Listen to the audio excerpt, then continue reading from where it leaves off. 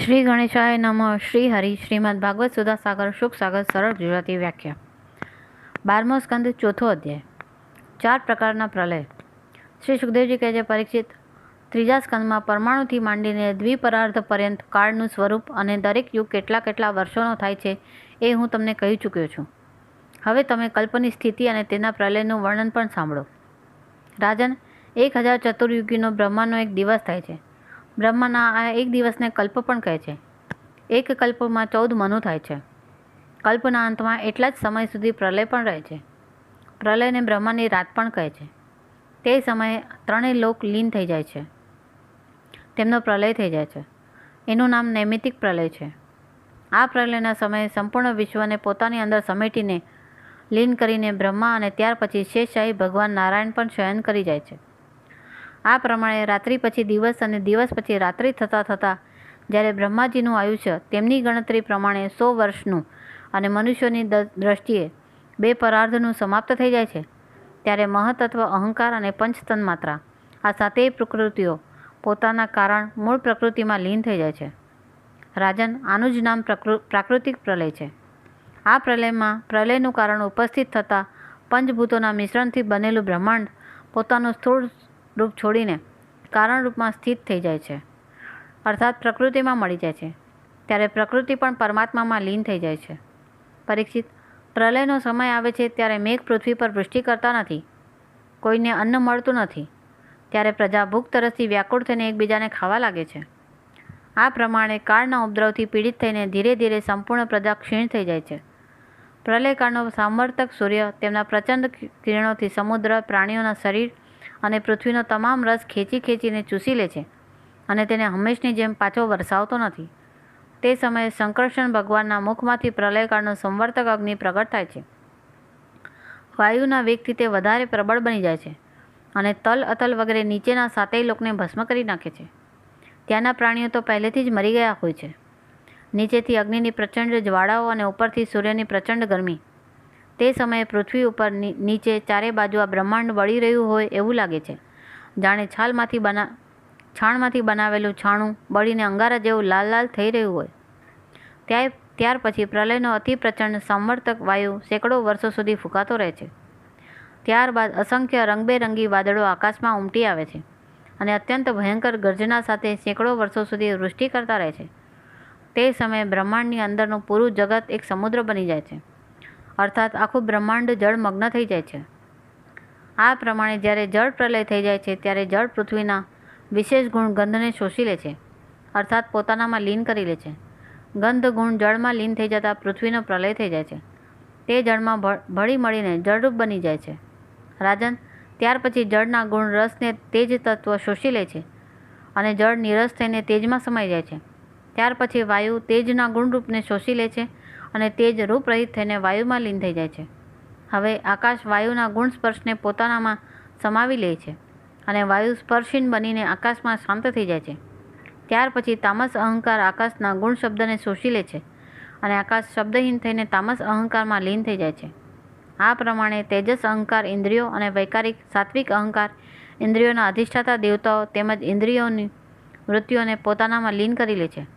ત્યાર પછી મહતત્વ અહંકારને અને સત્વાદી ગુણો મહતત્વને ગળી જાય છે.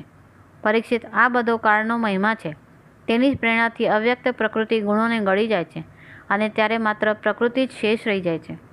તે જ ચરાચર જગતનું મૂળ કારણ છે. તે અવ્યક્ત, અનાદિ, અનંત, નિત્ય અને અવિનાશી છે. જ્યારે તે પોતાના કાર્યોને લીન કરીને પ્રલયના સમયે સામ્યાવસ્થાને પ્રાપ્ત થઈ જાય છે, ત્યારે કાળના અવયવ, વર્ષો, મહિના, દિવસ અને રાત્રિ, ક્ષણ વગેરેને લીધે તેમાં થતા પરિણામ, ક્ષય, વૃદ્ધિ વગેરે કોઈ પ્રકારના વિકાર થતા નથી. તે સમયે પ્રકૃતિમાં સ્થૂળ અથવા સૂક્ષ્મ રૂપે વાણી, મન, સત્વગુણ, રજોગુણ, તમોગુણ, મહતત્વ વગેરે વિકારો, પ્રાણ, બુદ્ધિ, ઇન્દ્રિયો અને તેમના દેવતાઓ વગેરે કશું રહેતું નથી. સૃષ્ટિ સમયે રહેનારા લોકોની કલ્પના અને તેમની સ્થિતિ પણ રહેતી નથી. તે સમયે સ્વપ્ન, જાગ્રત અને સુષુપ્તિ આ 3 અવસ્થાઓ પણ નથી રહેતી. આકાશ, જળ, પૃથ્વી, વાયુ, અગ્નિ અને સૂર્ય પણ રહેતા નથી. બધું જ સુષુપ્તિ જેવું શૂન્યવત બની જાય છે. તે અવસ્થાનું તર્ક દ્વારા અનુમાન કરવું પણ સંભવ નથી. તે અવ્યક્તને જ જગતનું મૂળ તત્વ કહે છે. આ જ અવસ્થાનું નામ પ્રાકૃત પ્રલય છે. તે સમયે પુરુષ અને પ્રકૃતિ બંને શક્તિઓ કાળના પ્રભાવથી ક્ષીણ થઈ જાય છે અને વિવશ થઈને પોતાના મૂળ સ્વરૂપમાં લીન થઈ જાય છે. પરીક્ષિત, હવે આત્યંતિક પ્રલય અર્થાત મોક્ષનું સ્વરૂપ કહેવામાં આવે છે. બુદ્ધિ, ઇન્દ્રિયો અને તેમના વિષયોના રૂપમાં તેમનું અધિષ્ઠાન જ્ઞાન સ્વરૂપ વસ્તુનું જ ભાષિત થઈ રહી છે. તે બધા તો આદિ અંતવાળા છે, તેથી તે બધા સત્ય નથી. તે દ્રશ્ય છે અને પોતાના અધિષ્ઠાનથી ભિન્ન એમની સત્તા પણ નથી. તેથી તે સર્વથા મિથ્યા જ માયા જ છે. જેમ દીવો, નેત્ર અને રૂપ આ ત્રણેય તેજથી ભિન્ન નથી, તે જ પ્રમાણે બુદ્ધિ, ઇન્દ્રિયો અને તેમના વિષય તન્માત્રાઓ પણ પોતાના અધિષ્ઠાન સ્વરૂપ બ્રહ્મથી ભિન્ન નથી. જોકે તે બ્રહ્મ આમનાથી સર્વથા ભિન્ન છે. જેમ કે દોરડારૂપી અધિષ્ઠાનમાં આરોપિત સાપ પોતાના અધિષ્ઠાનથી દોરડાથી જુદો નથી, પરંતુ આરોપિત સાપની સાથે અધિષ્ઠાનને કોઈ સંબંધ નથી. પરીક્ષિત, જાગ્રત, સ્વપ્ન અને સુષુપ્તિ આ ત્રણેય અવસ્થાઓ બુદ્ધિની જ છે. આથી એમના કારણે અંતરાત્મામાં જે વિશ્વ, તેજસ અને પ્રાજ્ઞરૂપ નાનાત્વની પ્રતીતિ થાય છે તે કેવળ માયા જ છે. બુદ્ધિમાં રહેલા નાનાત્વનો એકમાત્ર સત્ય એવા આત્મા સાથે કોઈ સંબંધ નથી. જેમ મેઘ કોઈવાર આકાશમાં હોય છે અને કોઈવાર નથી હોતા, તેમ અનેક અવયવોવાળું અને આદિ અંતવાળું આ જગત સૃષ્ટિવેળા બ્રહ્મમાં જન્મે છે અને પ્રલયવેળા બ્રહ્મમાં લય પામે છે. અર્થાત જે વસ્તુ અવયવવાળી હોય તે આદિ અંતવાળી હોય છે. તેથી આદિ અંતવાળું હોવાથી જગત કોઈ વસ્તુ જ નથી. પરીક્ષિત, જગતના વ્યવહારમાં જેટલા પણ અવયવી પદાર્થો છે તે ન હોવા છતાં પણ તેમના જુદા જુદા અવયવો સત્ય માનવામાં આવે છે, કેમ કે તે તેમના કારણ છે. જેમ વસ્ત્રરૂપી અવયવના ન હોવા છતાં પણ તેના કારણરૂપ સૂતરનું અસ્તિત્વ હોય જ છે, તે જ પ્રમાણે કાર્યરૂપ જગતના અભાવમાં પણ આ જગતના કારણરૂપ અવયવની સ્થિતિ હોઈ શકે છે. પરંતુ બ્રહ્મમાં આ કાર્ય કારણ ભાવ પણ વાસ્તવિક નથી. કેમ કે જુઓ, કારણ સામાન્ય વસ્તુ છે અને કાર્ય વિશેષ વસ્તુ છે. એવો જે ભેદ દેખાય છે તે માત્ર ભ્રમ છે. તેનો હેતુ એ છે કે સામાન્ય અને વિશેષ ભાવ અપેક્ષિક છે, એકબીજાને આશ્રિત છે. વિશેષ વિના સામાન્યનું અને સામાન્ય વિના વિશેષનું કોઈ અસ્તિત્વ રહેતું નથી. કાર્ય અને કારણ ભાવનો આદિ અને અંત બંને દેખાય છે, તેથી પણ તે સ્વપ્નના ભેદભાવ જેવી સર્વથા મિથ્યા વસ્તુ છે. એમાં કોઈ સંદેહ નથી કે આ પ્રપંચરૂપ વિકાર સ્વપ્નના વિકાર જેવો જ પ્રતીત થઈ રહ્યો છે. તો પણ આ પોતાના અધિષ્ઠાન બ્રહ્મરૂપ આત્માથી ભિન્ન નથી. કોઈ ઈચ્છે તો પણ આત્માથી ભિન્ન રૂપમાં અણુ માત્ર પણ એનું નિરૂપણ કરી શકાતું નથી. જો આત્માથી ભિન્ન આની સત્તા માનવામાં આવે તો પણ ચિદ્રૂપ આત્મા જેવું સ્વયં પ્રકાશ હોત અને એવી સ્થિતિમાં તે આત્માની જેમ જ એકરૂપ સિદ્ધ થાત. પરંતુ એટલું જ સર્વથા નક્કી જ છે કે પરમાર્થ સત્ય વસ્તુમાં નાનાત્વ નથી. જો કોઈ અજ્ઞાની પરમાર્થ સત્ય વસ્તુમાં નાનાત્વ વૈવિધ્યનો સ્વીકાર કરે છે તો તેનું તે માનવું મહાકાશ અને ઘટાકાશ જેવું છે. અર્થાત આકાશમાં રહેલા સૂર્ય અને જળમાં પ્રતિબિંબિત સૂર્યમાં તથા બાહ્ય વાયુ અને અંદરના વાયુમાં ભેદ માનવા જેવું છે. જેમ વ્યવહારમાં મનુષ્ય એક જ સોનાને ગળીને અનેક રૂપમાં તૈયાર કરી લે છે અને તે કંકણ, બંગડી, કુંડળ, કડું વગેરે અનેક રૂપોમાં દેખાય છે, એ જ પ્રમાણે વ્યવહારમાં પ્રવીણ વિદ્વાનો લૌકિક અને વૈદિક વાણી દ્વારા ઇન્દ્રિયાતીત આત્મ સ્વરૂપ ભગવાનનું પણ અનેક રૂપોમાં વર્ણન કરે છે. જુઓ તો ખરા, વાદળા સૂર્ય દ્વારા ઉત્પન્ન થાય છે અને સૂર્યથી જ પ્રકાશિત થાય છે, છતાં પણ તે સૂર્યના અંશ નેત્રો માટે સૂર્યનું દર્શન કરવામાં બાધક બની જાય છે.